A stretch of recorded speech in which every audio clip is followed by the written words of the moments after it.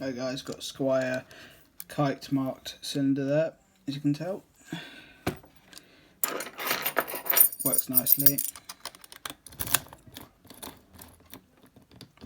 Anyways, let's get into picking. First thing that I normally do Euro cylinders, as you guys know, is get a rake. Very light tension. See if we can set any spools or tapered drivers that we've got in here. There we go, fell into a fault set. Now, let's get a pick. There we go, we've got it open.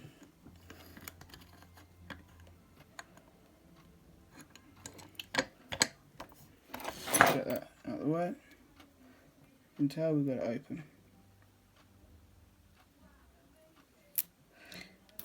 Thank you guys for watching. I'm sure this has been Lockpick Mechanic.